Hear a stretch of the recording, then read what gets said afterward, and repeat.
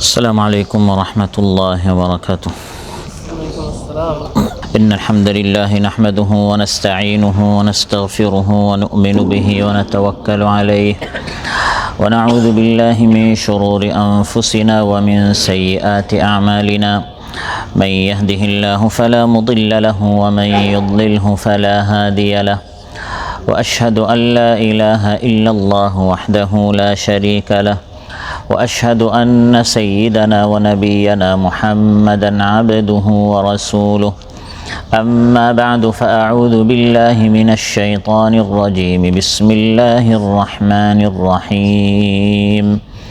وهو الذي ذرأكم في الأرض وإليه تحشرون. আল্লাহ তাআলা ইরশাদ করেন, এবং আল্লাহ তাআলা তোমাদেরকে এই জমিন থেকে সৃষ্টি করেছেন, জমিনের মধ্যে সৃষ্টি করেছেন, এবং তোমাদের সবাইকে আল্লাহর দিকে সমবেত হতে হবে, আল্লাহর দিকে একদিন একত্রিত হতে হবে। মদিনাতুল মুররার এই মসজিদে আয়োজিত আজকের এই মাহফিলে উপস্থিত সম্মানিত মুসল্লি ভাইরা, ইমানদার মুত্তাকি প্রাণপ্রিয় ভাইরা, সূরাতুল মুমিনুন থেকে একটি আয়াত ৭৯ নম্বর আয়াত তিলাওয়াত করে এর বাংলা অনুবাদ উপস্থাপন করলাম। এর শেষাংশ সম্পর্কে আজ আমরা আলোচনা করব। ইয়াউমুল মাহশার, ইয়াউমুল হাশর, আল্লাহর সামনে একত্রিত হওয়ার দিন, আল্লাহর নিকট সমবেত হওয়ার দিন। এই দিন সম্পর্কে আজ আমরা আলোচনা উপস্থাপন করব ইনশাআল্লাহ। সম্মানিত ভাইরা, আল্লাহ তাআলা ইরশাদ করেন, ওয়া ইলাইহি তুহশারুন, তোমাদের সবাইকে আল্লাহর কাছে একত্রিত হতে হবে, আল্লাহর নিকট সবাইকে একদিন সমবেত হতে হবে। মানুষের জীবনে সবচেয়ে কঠিন দিন হচ্ছে, সবচেয়ে ভয়াল দিন হচ্ছে যেদিন এই মানুষকে আল্লাহর সামনে একত্রিত করা হবে, আল্লাহর সামনে হাজির করা হবে, আল্লাহর সামনে দণ্ডায়মান করা হবে। আল্লাহর সামনে মানুষকে উপস্থিত হওয়ার জন্য, মানুষকে কবর থেকে বের হয়ে আল্লাহর সামনে হাজির করানো, এই যে সমবেত করা, এটাকে আরবিতে বলা হয় আল হাশর।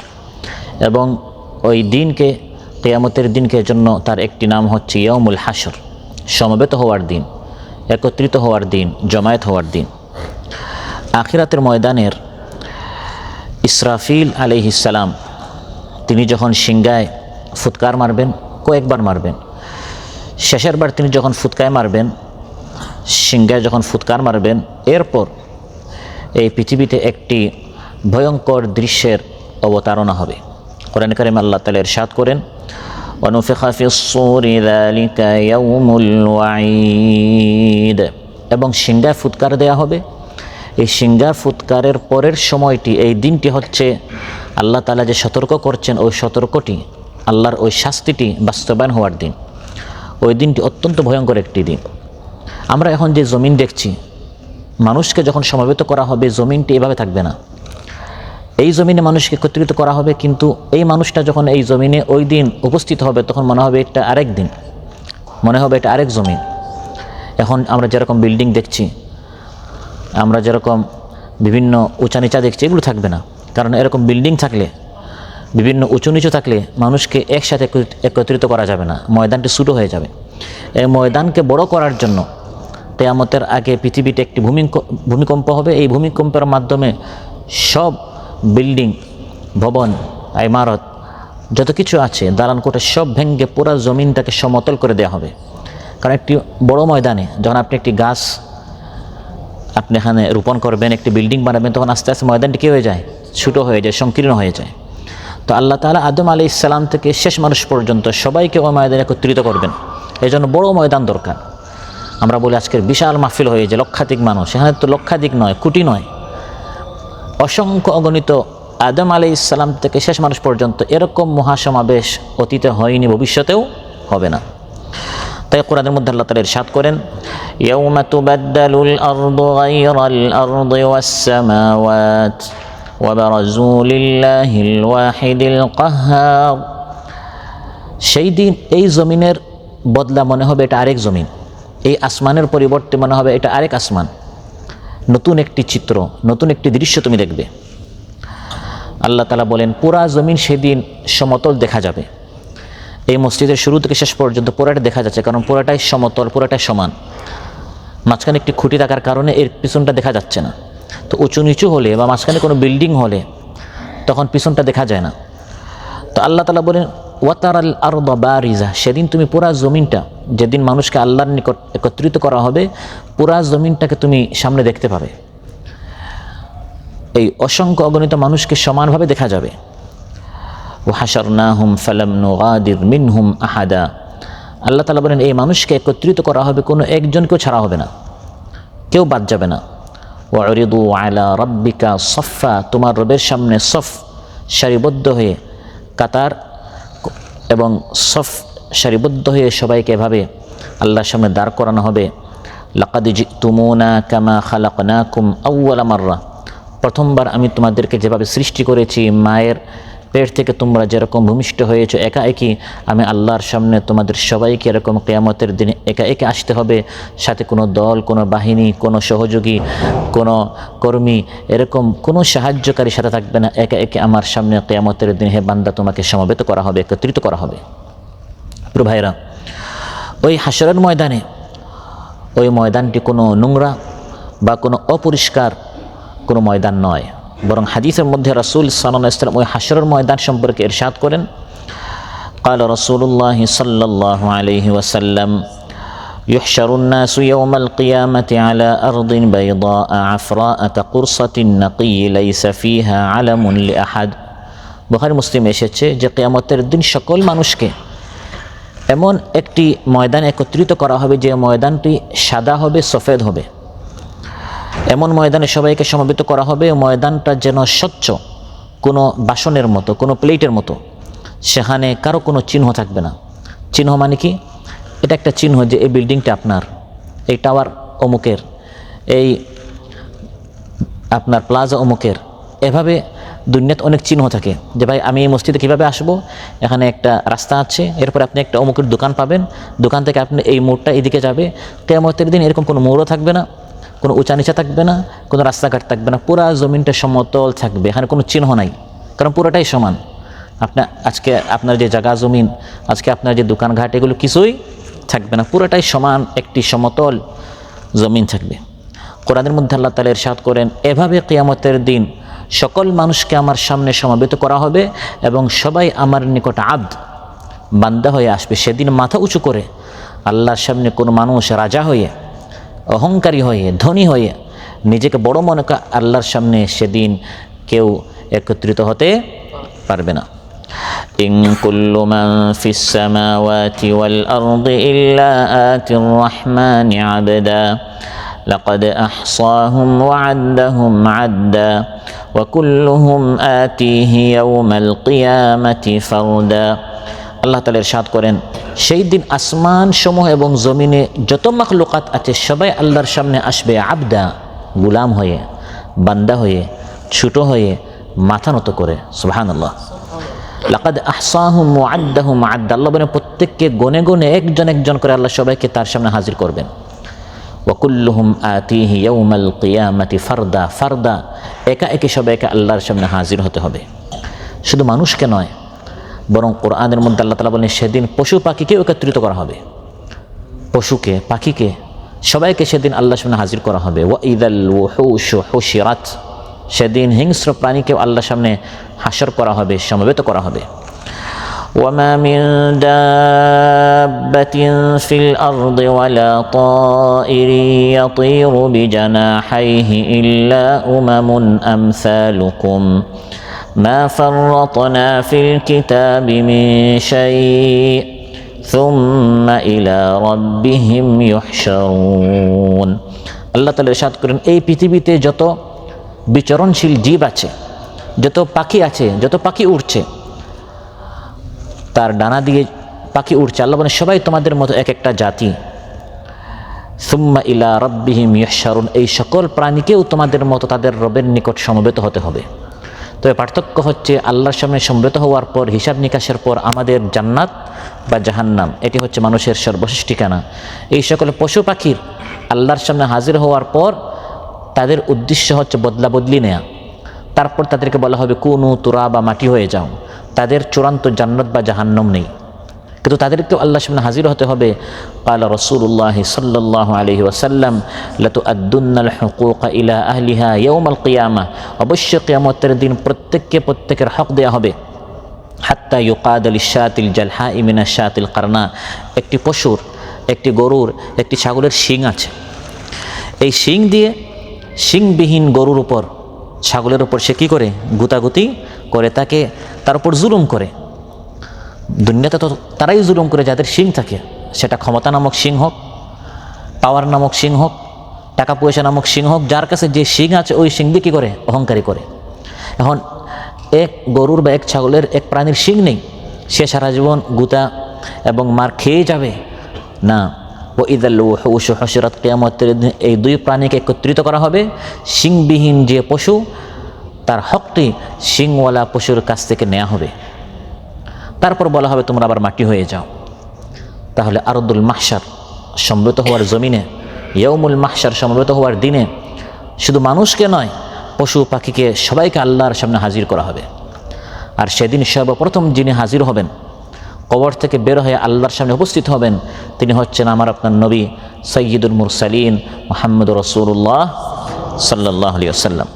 সহিহ মুসলিম এসেছে, ক্বালা রাসূলুল্লাহ সাল্লাল্লাহু আলাইহি ওয়াসাল্লাম আনা সাইয়্যিদু ওয়ালাদি আদম ইয়াউমাল কিয়ামাহ ওয়া আনা আউওয়ালু মান ইয়ানশাক্কু আনহুল কবর। কিয়ামতের দিন আমি হচ্ছি সকল আদম আলাইহিস সালামের আওলাদের সর্দার, সাইয়্যিদ, এবং সর্বপ্রথম আমার কবর খোলা হবে, আমি আল্লাহর সামনে সর্বপ্রথম হাজির হব। এবং সেদিন মানুষ আল্লাহর সামনে হাজির হবে তিনটি পদ্ধতিতে। ইমাম আল মুনদিরি আত-তারগীব ওয়াত তারহিব নামক কিতাবে এই হাদিসটি উল্লেখ করেছেন। ইউহশারুন নাসু ইয়াওমাল কিয়ামাতি সালাসাত আসনাফ, তিনটি পদ্ধতিতে কিয়ামতের দিন কবর থেকে হাশরের ময়দানে মানুষ উপস্থিত হবে, আল্লাহর সামনে সমবেত হবে।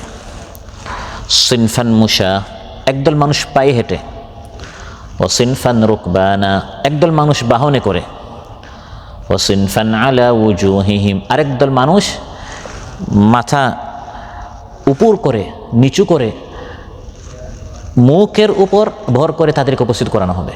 তারা পায়ে হাঁটবে না, বরং তারা হাঁটবে তাদের মুখ দিয়ে। নাউযুবিল্লাহ। যারা অপরাধী তাদেরকে এভাবে উপর করে উপস্থিত করানো হবে। যারা নেককার তারা পায়ে হেঁটে উপস্থিত হবে। আর যারা নেক কাজের মধ্যে সবচেয়ে অগ্রগামী, সাধারণ নেককার নয়, বরং আল্লাহর ওলি, আল্লাহর অনেক প্রিয়, ভালো কাজে তারা সবার আগে, তাদেরকে আল্লাহ তারা সম্মানিত করে, তাদের জন্য বাহনের ব্যবস্থা করে দেবেন। সুবহানাল্লাহ। এবং সেই দিন আল্লাহর সামনে মানুষ কোন হালতে উপস্থিত হবে? এই যে কেউ পায়ে হেঁটে, কেউ বাহনে কবর থেকে আল্লাহর সামনে হাজির হবে, সেই অবস্থায় হাজির হবে যেই অবস্থায় সে মারা গিয়েছে। সহিহ মুসলিম এসেছে, ক্বালা রাসূলুল্লাহ সাল্লাল্লাহু আলাইহি ওয়াসাল্লাম ইউবআসু কুল্লু আবদিন আলা মা মাতা আলাইহি, যে মানুষ যে অবস্থায় মারা যাবে তাকে কিয়ামতের দিন এই অবস্থায় উঠানো হবে, এই অবস্থায় সে আল্লাহর সামনে হাজির হবে। কানে ইয়ারফোন লাগানো, গান শুনে শুনে শুয়ে গেল, আর এই ঘুমটা তার চিরনিদ্রা হয়ে যেতে পারে কিনা? এই যে গতকাল বা 2 দিন আগে একটি বাস আপনারা দেখেছেন নদীতে পড়ে গেল। আমরা সুধারণা রাখি আমাদের ভাই বোনদের উপর, কিন্তু ওই জায়গায় যদি কেউ গুনাহে লিপ্ত থাকে, গান শুনছিল, বা বাসে তো অধিকাংশ মানুষ বাসে বা প্লেনে বসে বসে ফেসবুকে ব্যস্ত থাকে, সোশ্যাল মিডিয়ায় ব্যস্ত থাকে, হঠাৎ আমরা দেখি প্লেন দশে পরে কত নিউজ আমাদের নিকট আসে, কে কোন অবস্থায় থাকে। আর এখন অনেক এয়ারলাইন্সে ফ্রি ওয়াইফাই হওয়ার কারণে গুনাহের কাজ আরও সহজ না কঠিন? আর সহজ হয়ে গেল। এজন্য সাবধান থাকতে হবে। মৃত্যু কখন আসে আমি জানি না। এই বাসটি, এই প্লেনটি, এই গাড়ির সফরটি আমার সর্বশেষ সফর হয়ে যেতে পারে। এজন্য গাড়িতে উঠে বলতে হয় সুবহানাল্লাযী সাখখারা লানা হাযা ওয়া মা কুন্না লাহু মুকরিনিন। সে আল্লাহ পবিত্র, যিনি আমার জন্য এই বাহনের ব্যবস্থা করে দিয়েছেন, এই বাহন আমি ব্যবস্থা করতে পারতাম না। তারপর আমরা কি বলি? ওয়া ইন্না ইলা রাব্বিনা লামুনকালিবুন, এবং একদিন আমাকে আল্লাহর নিকট ফিরে যেতে হবে। এই কথাটি আমরা কেন বলি? অর্থাৎ এই যে আমি বাহনে উঠলাম, আল্লাহ পবিত্র, যিনি এই বাহনটি আমার অনুগত করে দিয়েছেন একটি সফরে যাওয়ার জন্য, সেটা কাতার থেকে বাংলাদেশ হতে পারে, সৌদি আরব হতে পারে, বা এই দেশের এক এলাকা থেকে আরেক এলাকা হতে পারে, কিন্তু এটা আমার চূড়ান্ত সফর নয়। আসল সফর হচ্ছে ইন্না ইলা রাব্বিনা, যেদিন আমি আমার রবের দিকে সফর করব, শেষ বিদায়ী সফর। সবসময় রাসূল সাল্লাল্লাহু আলাইহি ওয়াসাল্লাম আমাদেরকে বিদায়ী সফর, শেষ সফর কথা স্মরণ করে দিতেন। সবসময় প্রস্তুত থাকতে হবে। দিনে আলোচনা শুনে শুনে মারা গেল বা করে করে মারা গেল, কিয়ামতের দিন সেভাবে দিনই একটি আলোচনা করছে বা শুনছে, এই অবস্থায় উঠবে। সুবহানাল্লাহ। তিলাওয়াত করে করে মারা গেল, তিলাওয়াত করে করে উঠবে। নামাজরত অবস্থায় গত বছর মাহে রমাদানে এই কাতারের আজিজিয়ায় একজন মসজিদের মুয়াজ্জিন সাহেব 27-এর রাতে ইবাদত করে ফজরের নামাজ পড়ে ফজরের নামাজের দ্বিতীয় রাকাতের সাজদায় মারা গিয়েছে। চিন্তা করেন কতটুকু তার উত্তম, সুন্দর, চমৎকার খাতেমে বিল খায়র এটাকে বলা হয়, কীভাবে তার হায়াতটা শেষ হয়েছে। সাধারণত 27-এর রাতকে মাহে রমাদানের এটি শবে কদরের লাইলাতুল কদর হওয়ার বেশি সম্ভাবনা। এই পুরো রাত ইবাদত করে ফজরের নামাজ এর দ্বিতীয় রাকাতের সাজদায় তিনি মারা গিয়েছেন। আল্লাহ তাআলা আমাদের সবাইকে এভাবে উত্তম সুন্দর ইবাদতের অবস্থায়, সাজদার অবস্থায় বা যে কোনো ইবাদতের অবস্থায় যেন আমাদের মৃত্যুটি আসে। তো রাসূল সাল্লাল্লাহু আলাইহি ওয়াসাল্লাম ইরশাদ করেন, যে অবস্থায় মারা যাবে কিয়ামতের দিন সে অবস্থায় উঠবে। এর থেকে আমরা কি শিক্ষা পেলাম? ওয়ালা তামুতুন্না ইল্লা ওয়া আনতুম মুসলিমুন। সবসময় মৃত্যুর প্রস্তুতি নিয়ে থাকতে হবে। ভাই এখন যা ইচ্ছা তা করে ফেলি, দেখে ফেলি, শুনে ফেলি, শেষ বয়সে আমি দেশে গিয়ে শুরু করব, আগামী রমজান থেকে শুরু করব। আপনি যে আগামী রমজান পাবেন, দেশে যাওয়া পর্যন্ত হায়াত পাবেন, এর কোনো গ্যারান্টি নেই। সবসময় মৃত্যুর প্রস্তুতি নিয়ে থাকতে হবে। পুরা দিন ভালো কাজ করলেন আর দিন শেষে বসলেন গান শুনতে, ওই সময় মৃত্যু চলে আসতে পারে। পুরো দিন আপনি দিনে আলোচনা করলেন, শুনলেন, তারপর মসজিদ থেকে বের হয়ে আরেকজনের সাথে আড্ডা মেরে মেরে আপনি গীবত করা শুরু করলেন, ওই গীবত করা বাসন অবস্থায় মৃত্যু আসলো। এর জন্য সবসময় প্রস্তুতি নিয়ে থাকতে হবে, যে কোনো সময় মৃত্যু আসবে এবং ওই মৃত্যুর সময়টা যেন আমি ভালো কাজে থাকি। ঈমানদাররা কিয়ামতের দিন আল্লাহ তাআলা বলেন, ঈমানদারদেরকে কবর থেকে আল্লাহর সামনে সমবেত করা হবে মেহমানদের মতো। সুবহানাল্লাহ। ইয়াওমা নাহশুরুল মুত্তাকিনা ইলার রাহমানি ওয়াফদা। আল্লাহ বলেন মুত্তাকিনদেরকে আল্লাহর সামনে হাসর করা হবে, সমবেত করা হবে, একত্রিত করা হবে। ওয়াফদা, ওয়াফদ বলা হয় রাষ্ট্রীয় অতিথিদেরকে, রাষ্ট্রীয় মেহমানদের মতো। এরা আমার মুত্তাকি বান্দা, তাদের জন্য আসমান জমিন, তাদের জন্য বাতাস পানি আমি ব্যবস্থা করেছিলাম, তারা এগুলো গ্রহণ করেছে এবং আমার ইবাদত করেছে, সাজদা করেছে। আজ তারা আমার সামনে হাজির হচ্ছে। আল্লাহ খুশি হয়ে ওয়াফদ, আল্লাহ বলেন তাদেরকে রাষ্ট্রীয় মেহমানদের মতো আমি হাসরের ময়দানে উপস্থিত করাবো। অন্যদিকে যারা অপরাধী হবে তাদেরকে তৃষ্ণার্ত অবস্থায়, পিপাসার্ত অবস্থায়, ক্ষুধার্ত অবস্থায় তাদেরকে হাজির করা হবে। ওয়ানাসুকুল মুজরিমিনা ইলা জাহান্নামা উইরদা। আল্লাহ তাআলা বলেন পিপাসার্ত অবস্থায় তাদেরকে হাঁকিয়ে নেওয়া হবে, যা যা এভাবে তাড়িয়ে দেওয়া হবে। কবর থেকে ধাক্কায় তাদেরকে হাসরের ময়দানে উপস্থিত করানো হবে। দৃশ্য দেখে ভয়ে আতঙ্কে তাদের চক্ষু স্থির হয়ে যাবে। আপনি ঘুম থেকে উঠে যদি হঠাৎ এরকম ভয়ঙ্কর একটা দৃশ্য দেখেন, তখন কি হয়েছে এটা বোঝার আগে মানুষ আতঙ্কের সময় তার চোখটা কি হয়ে যায়, স্থির হয়ে যায়। তো কোরআনের মধ্যে আল্লাহ বলেন হাসরের ময়দানে অপরাধীরা ভয়ঙ্কর চিত্র দেখে তুমি দেখবে তাদের চক্ষুটি স্থির হয়ে গেছে। তাশখাসু ফীহিল আবসার, চক্ষু স্থির হয়ে যাবে। ও আফইদাতুহুম হাওয়া, দিল একবারে শূন্য হয়ে যাবে। ভয়ে আতঙ্কে মনে হবে পায়ের নিচে মাটি নেই। এই অবস্থায় তাদের চক্ষু নীল হয়ে যাবে আতঙ্কে। আল্লাহ কোরআনের মধ্যে বলেন ওয়ানাহশুরুল মুজরিমিনা ইয়াওমা ইযিন যুরকা, আজরাক যুরক বলা হয় বুলুকে, নীলকে। তাদের চক্ষু নীল হয়ে যাবে ভয়ে আতঙ্কে, এত বেশি তারা আতঙ্কিত হবে, ভয়ে সন্ত্রস্ত হবে। ওয়ানাসুকুল মুজরিমিনা ইলা জাহান্নামা উইরদা, এবং তাদেরকে উপর করে কবর থেকে হাসরের ময়দানে নেওয়া হবে। তারা অন্ধ হবে, বধির হবে, বোবা হবে। ونحشرهم يوم القيامة على وجوههم عميا وبكما وصما। আল্লাহ তাআলা বলেন অপরাধীদেরকে কিয়ামতের দিন কবর থেকে হাসরের ময়দানে আনা হবে। আমি তাদের হাসর করব, সমবেত করব, উপর করে। মুখে তারা হাঁটবে, পায়ে হাঁটবে না। এই হাদিস শুনে বুখারী মুসলিম এসেছে। এক ব্যক্তি প্রশ্ন করলো, ইয়া রাসূলুল্লাহ কাইফা ইউহশারুল কাফিরু আলা ওয়াজহিহি ইয়াউমাল কিয়ামা। মুখে আবার মানুষ হাঁটে কি করে? এটা কি সম্ভব? মানুষ হাঁটে পা দিয়ে। রাসূল সাল্লাল্লাহু আলাইহি ওয়াসাল্লাম জবাব দিচ্ছেন, এটি শুধু এই প্রশ্নের জবাব নয়, এটি হচ্ছে কোরআনে কারীমের অনেক আয়াত যেগুলো আমাদের বুঝতে কষ্ট হয়, এটা কিভাবে সম্ভব। আমরা শুনি যে আমরা যত আমল করে এগুলো ডান বামে কী হচ্ছে, নোট করা হচ্ছে। অনেক সময় আমরা চিন্তা করি এটা কীভাবে সম্ভব। এভাবে অনেক আয়াত আছে, এগুলো আমাদের বোধগম্য, এগুলো আমাদের বুঝতে কষ্ট হয়, যে লিখতে লিখতে তো আমাদের কান বাড়ি হয়ে যাওয়ার কথা। যদিও বিজ্ঞানের কারণে এখন আমাদের বুঝতে অনেক সহজ হচ্ছে, যে একটা মেমোরিতে, একটি সিমে যদি অনেক নাম, একটা মেমোরিতে অনেক ভিডিও, অনেক তথ্য, অনেক কিছু কী করা যায়, সেফ রাখা যায়। তো আল্লাহ তাআলা তো এভাবে অনেক ব্যবস্থা করতে পারেন, এটা আজ আমরা বুঝতে পারছি। এখনও অনেক কিছু আমাদের বুঝতে কষ্ট হয় কোরআনে কারীমের, এটা কীভাবে সম্ভব। তো এই সব প্রশ্নের জবাব রাসূল সাল্লাল্লাহু আলাইহি ওয়াসাল্লাম এক উত্তরে দিয়ে দিয়েছেন। তিনি ইরশাদ করেন, আলাইসাল্লাযী আমশাহু আলা রিজলাই ফিদ দুনিয়া কাদিরান আলা আন ইউমশিয়াহু আলা ওয়াজহি ইয়াউমাল কিয়ামা। তুমি প্রশ্ন করছো আল্লাহ তাআলা কীভাবে মুখ দিয়ে তাকে হাঁটাবেন, যে আল্লাহ তাআলা দুনিয়াতে তাকে দু পা দিয়ে হাঁটাতে পেরেছেন, সে আল্লাহ তাআলা কিয়ামতের দিন তাকে মুখের উপর করে হাঁটাতে পারেন কিনা। এটি হচ্ছে উত্তর। আমি বুঝতে পারছি না, এটি আমার জ্ঞানের সীমাবদ্ধতা, সংকীর্ণতা, আমি বুঝতে পারি না, আমি মূর্খ। কিন্তু আমার আল্লাহ তাআলা এগুলো সব করতে পারেন। কীভাবে আল্লাহ তাআলা তার নবীকে রাতের একটি অংশে মক্কা থেকে ফিলিস্তিন, আর সেখান থেকে প্রথম আসমান হয়ে দ্বিতীয় তৃতীয় হয়ে সপ্ত আসমান পর্যন্ত, আরশ পর্যন্ত নিয়ে আল্লাহর সাথে সাক্ষাৎ করিয়ে 5 ওয়াক্ত নামাজ, ফরজ নামাজ হাদিয়া নিয়ে, জান্নাত জাহান্নাম দেখে, ফিরিস্তা জিন্নাত দেখে এই পুরা সফর সম্পন্ন করে তারপর ফিলিস্তিন হয়ে মসজিদ আকসায় সকল নবীদের ইমামতি করে আবার মসজিদ হারামে চলে আসতেন। দরজা খোলা ছিল, দরজা বন্ধ হচ্ছে, এই দরজা বন্ধ হওয়ার আগে পুরা সফর সম্পন্ন হয়ে গেছে। তিনি যে বিছানা থেকে উঠেছিলেন, এই বিছানার উষ্ণতা এখনও শেষ হয় নাই। আপনার যখন আপনি ঘুম থেকে উঠেন তখন বিছানা একটু কি থাকে, উষ্ণ থাকে, এই উষ্ণতা এখনও শেষ হয় নাই, এর মধ্যে পুরা সফর হয়ে গেছে। এটা কীভাবে সম্ভব, এই হাদিসের মধ্যে জবাব দেওয়া হয়েছে। যে আল্লাহ তাআলা পায়ে হাঁটাতে পেরেছেন, সে আল্লাহ তাআলা মুখ দিয়ে হাঁটাতে পারেন।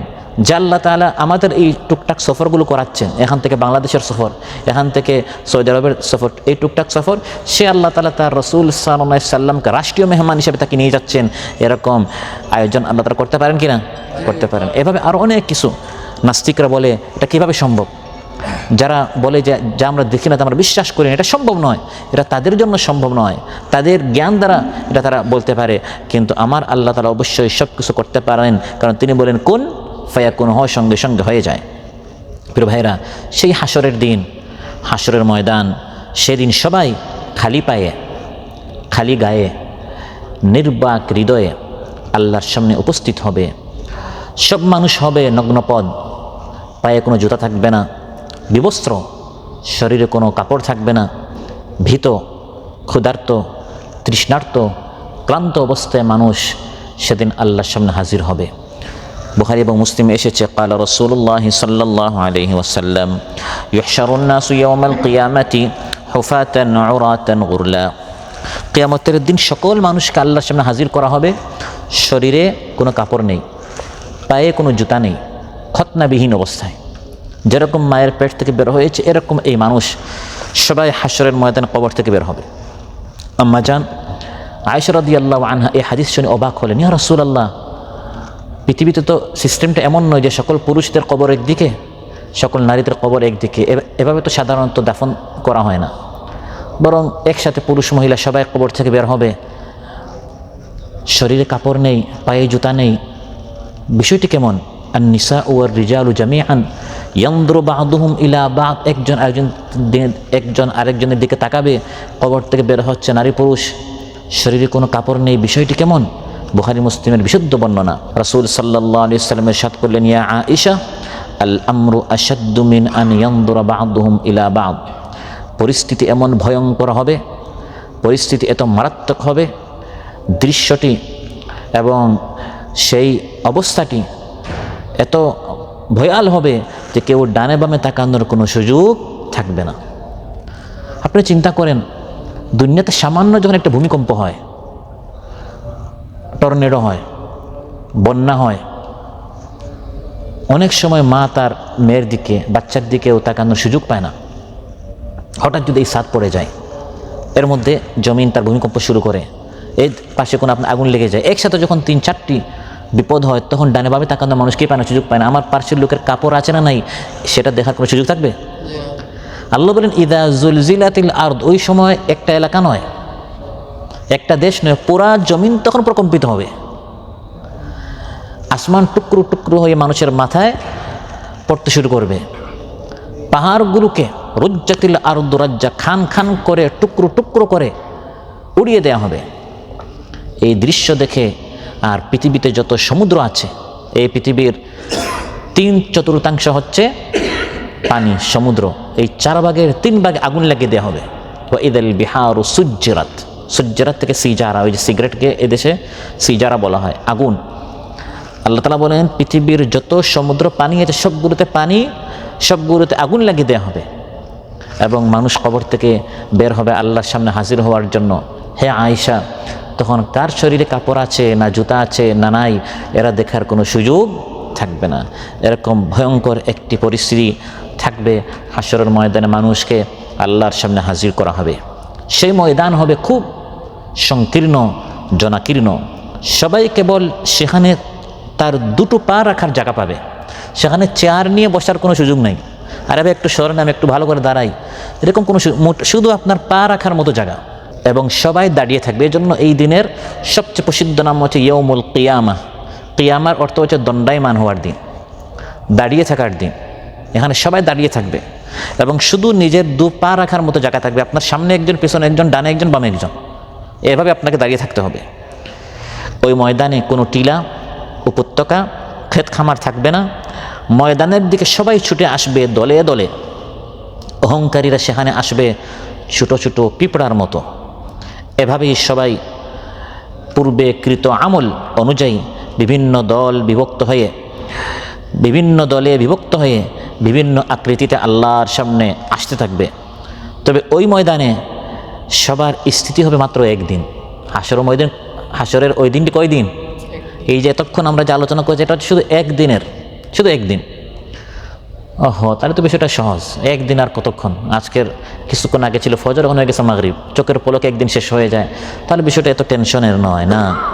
আল্লাহ তাআলা বলেন অবশ্যই ওই একদিনের দৈর্ঘ্য হবে 50,000 বছরের মতো। আমাদের এই দুনিয়ার 50,000 বছরের সমান হবে ওই একদিন। ফি ইয়াউমিন কানা মিকদারুহু 50,000 সানা। রাসূল সাল্লাল্লাহু আলাইহি ওয়াসাল্লাম পৃথিবীতে এসে হিজরত করার আজ মাত্র হলো 1450 বছর। আর ঈসা আলাইহিস সালাম তিনি এই পৃথিবীতে জন্মগ্রহণ করার মাত্র হলো 2026 বছর। এরকম 2000 বছর, 3000 বছর, 10,000 বছর করে করে 50,000 বছর হবে ওই একদিনের সময়। এই কঠিন দিনে মানুষ দাঁড়িয়ে আছে অপেক্ষায়, কখন আল্লাহ আসবেন, আমরা আল্লাহর সামনে সমবেত, কখন আল্লাহ এসে হিসাব শুরু করবেন। এমন কঠিন অবস্থা, কিন্তু আল্লাহ তো এসে হিসাব শুরু করছেন না, মানুষ অপেক্ষায়। এমন অবস্থায় সূর্যকে মানুষের মাথার উপর নিয়ে আসা হবে। প্রিয় ভাইরা, আজ সূর্য আমাদের থেকে হাজার হাজার কিলোমিটার দূর।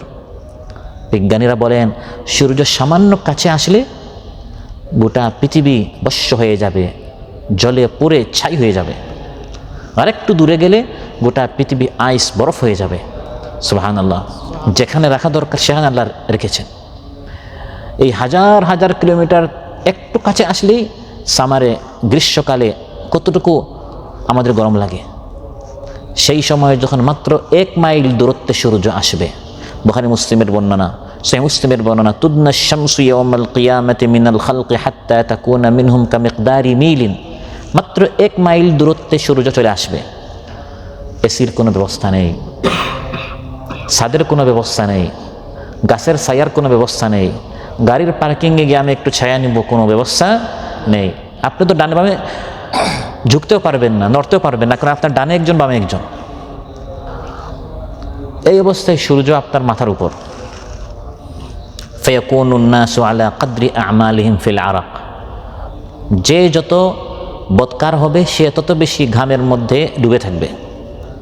ফামিনহুম মান ইয়াকুনু ইলা কাবাইহি, কারো ঘাম হবে টাকনু পর্যন্ত। ওয়ামিনহুম মান ইয়াকুনু ইলা রুকবাতি, কারো ঘাম হবে হাঁটু পর্যন্ত। ওয়ামিনহুম মান ইয়াকুনু ইলা হাকওয়াইহি, কারো ঘাম হবে কোমর পর্যন্ত। ওয়ামিনহুম মান ইউলজিমুহুল আরাকু ইলজামা, কেউ কাঁধ পর্যন্ত, আবার কেউ একবারে পুরো শরীরটা তার ঘামের মধ্যে ডুবে থাকবে। ঘামের নদী, ঘামের সমুদ্রে সেখানে মানুষ ডুবে আছে। আল্লাহ তাআলা আসছেন না। কাফির মুশরিক অপরাধীরা এত কষ্ট পাবে, তারা চাইবে হে আল্লাহ জাহান্নাম দিয়ে দাও, কিন্তু এই হাসরের ময়দান থেকে বাঁচাও। চিন্তা করেন, জাহান্নাম তারা চাইবে, জাহান্নাম এত ভয়ঙ্কর একটি জায়গা, তারা বলবে জাহান্নামে আমরা যাই, কোনো সমস্যা নেই, কিন্তু হাসরের ময়দান কষ্ট থেকে আমরা বাঁচি। আল্লাহ আসছেন না, মানুষ পেরেশান হয়ে হাসরের আল্লাহ হিসাবটা শুরু করুন, এই আবদার নিয়ে সবাই যাবে বাবা আদম আলাইহিস সালামের নিকট। বাবা আদম, আনতা আবুল বাশার, আপনি গোটা মানব জাতির পিতা। খালাকাকাল্লাহু বিয়াদিহি, আল্লাহ আপনাকে তার হাত দ্বারা স্পেশালভাবে সৃষ্টি করেছেন। ওয়া নাফাখা ফীকা মির রূহি, আপনার মধ্যে তার রূহ ফু মেরেছেন। ওয়া আসকানাকা জান্নাত, আপনাকে তার জান্নাতে রেখেছেন। আপনার বিশেষ মর্যাদা, আপনি আমাদের জন্য সুপারিশ শাফাআত করুন। আল্লাহ যেন হিসাবটা শুরু করেন, সূর্য মাথার উপর আমরা সহ্য করতে পারছি না। তিনি বলবেন না, আমাকে আল্লাহ তাআলা একটি গাছ থেকে খেতে নিষেধ করেছিলেন, আমি খেয়ে ফেলেছিলাম, কোন মুখে আজ আমি আল্লাহর নিকট শাফাআত করব, তোমাদের জন্য সুপারিশ করব, এই সাহস আমার নেই। হ্যাঁ, তোমাদেরকে একটা পরামর্শ দিতে পারি, ইযহাবু ইলা নূহ, আমার সন্তান, সবাই তো তার সন্তান, আদম আলাইহিস সালামের সন্তান, তো আমার সন্তান নূহের নিকট যাও, তিনি সুপারিশ চাইলে হতে পারে করতে পারেন। নূহ আলাইহিস সালামের নিকট যখন গোটা মানব জাতি যাবে, নূহ আলাইহিস সালাম সুপারিশ করার তিনি সাহস করবেন না, তিনি বলবেন না আমি সুপারিশ করতে পারবো না, কারণ আল্লাহর অনুমতির আগেই আমি আমার কওমের জন্য বদদুয়া করেছিলাম, রাব্বি লা তাযার আলাল আরদি মিনাল কাফিরিনা দাইয়ারা। তিনি বদদুয়া করেছিলেন, হে আল্লাহ, 950 বছর দাওয়াত দিয়েছি, একটা লোক 80-82 জন ছাড়া এরা মুসলমান হচ্ছে না, পৃথিবীতে যত কাফির আছে সবগুলোকে ধ্বংস করে ফেলো। আল্লাহ তার বদদুয়া কবুল করেছেন এবং বিশাল বন্যার মাধ্যমে কওমে নূহকে ধ্বংস করা হয়েছে। কিন্তু আমি বদদুয়াটা কেন করলাম? আজ আমার মনে মনে অনেক কষ্ট হচ্ছে। আল্লাহ তো আমাকে বদদুয়ার জন্য পাঠান নাই, দোয়া দাওয়াতি কাজ এবং দোয়ার জন্য পাঠিয়েছিলেন। আমি এই বদদুয়াটা কেন করলাম?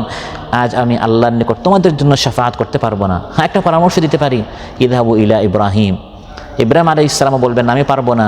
ইযহাবু ইলা মুসা, মুসা আলাইহিস সালাম বলবেন না আমিও পারবো না। ইযহাবু ইলা ঈসা, ঈসা আলাইহিস সালাম বলবেন না আমিও পারবো না। হ্যাঁ, একটা সুপারিশ দিতে পারি, সেটি হচ্ছে ইযহাবু ইলা মুহাম্মদ রাসূলুল্লাহ সাল্লাল্লাহু আলাইহি ওয়াসাল্লাম।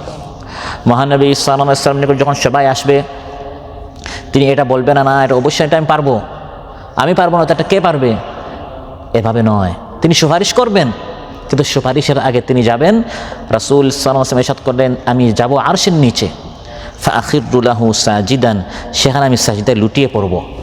ওয়াইফতাহুল্লাহু আলাইয়া মিনাল মাহামিদ, আল্লাহ আমার জবানে তখন প্রশংসার এমন শব্দ আমাকে শিখিয়ে দিবেন, আমার জবানে খুলে দিবেন যা এখন আমার জানা নেই।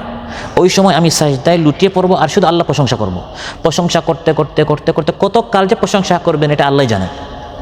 এরকম আল্লাহর হামদ করতে করতে প্রশংসা করতে করতে একসময় আল্লাহ নিজে খুশি হয়ে তার নবীকে বলবেন, হে আমার হাবিব, ইরফা রাসাক, আপনার মাথা উঠান, ওয়াশফা তুশাফা, শাফাআত করেন, আপনি কি চান সুপারিশ করেন, আমি আপনার সুপারিশ কবুল করব।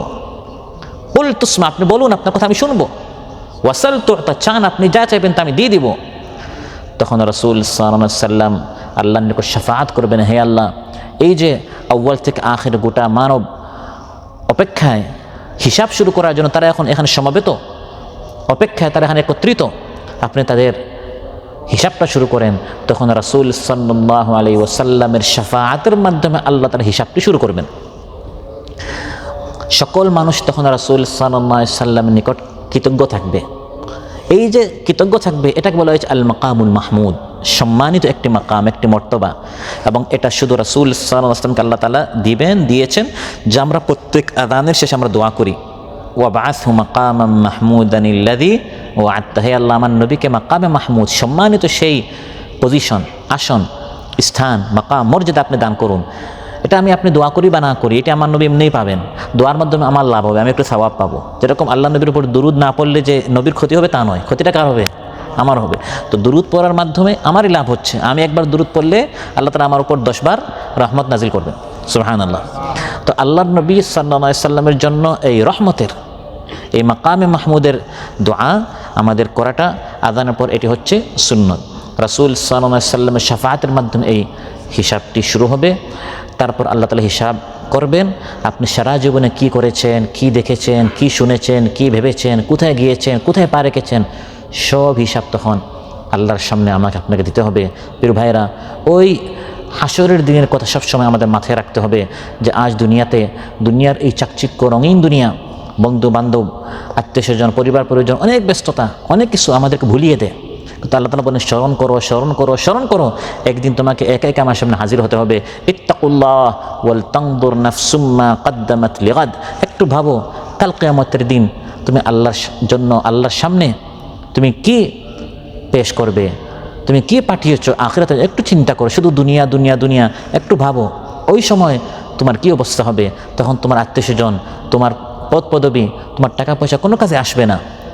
মা আগনা আনহু মালুহু ও মা কাসাব, তার মাল, তার উপার্জন, তার টাকা পয়সা, তার পদ পদবী, তার নেতৃত্ব, তার গদি, তার কোনো কিছু কোনো কাজে আসে নাই। ওই দিন একটা জিনিস কাজে আসবে, সেটা হচ্ছে আপনার ঈমান, আপনার নেক আমল। আল্লাহ সুবহানাহু ওয়া তাআলা আমাদের সবাইকে আজ আমরা হাসরের দিন সম্পর্কে যে আলোচনা শুনলাম, ওই হাসরের দিনের প্রস্তুতি নেওয়ার আল্লাহ তাআলা আমাদের সবাইকে তৌফিক দান করুন। এই দুনিয়ার জিন্দেগিতে যেন আমরা বেশি বেশি করে নেক আমল করতে পারি, বিশুদ্ধ ঈমান, বিশুদ্ধ আকীদা এবং আমলে সালেহ, নেক আমল করে যেন আমরা আল্লাহর সামনে হাজির হতে পারি। আল্লাহ তাআলা আমাদের সবাইকে তৌফিক দান করুন। যার যে মনের আশা আছে, নেক মাকাসিদগুলো আল্লাহ তাআলা পূরণ করুন। যে সকল ভাইয়েরা অসুস্থ আছেন আল্লাহ তাআলা সুস্থ করে দেন। যারা ঋণগ্রস্ত আছেন আল্লাহ তাআলা ঋণ পরিশোধ করার তৌফিক দান করুন। কঠিন বিষয়গুলোকে আল্লাহ তাআলা সহজ করে দেন। যার যে সমস্যা আছে আল্লাহ তাআলা সমস্যার সমাধান করে দেন। এই দেশকে এবং গোটা মুসলিম বিশ্বকে আল্লাহ তাআলা সব ধরনের বিপদ আপদ মুসিবত থেকে হেফাজ করুন। আসমানি বিপদ থেকে, জমিন বিপদ থেকে আমাদেরকে এবং আমাদের পরিবার পরিজনকে, আমাদের ধন সম্পদকে, আমাদের সম্ভ্রম ইজ্জতকে আল্লাহ তাআলা সব ধরনের আফত থেকে, আপদ থেকে, বিপদ থেকে হেফাজ করুন। সুবহানাকাল্লাহুম্মা বিহামদিক আশহাদু আল্লা ইলাহা ইল্লা আনতা আস্তাগফিরুকা ওয়া আতুবু ইলাইক। আসসালামু আলাইকুম ওয়া রাহমাতুল্লাহি ওয়া বারাকাতুহু।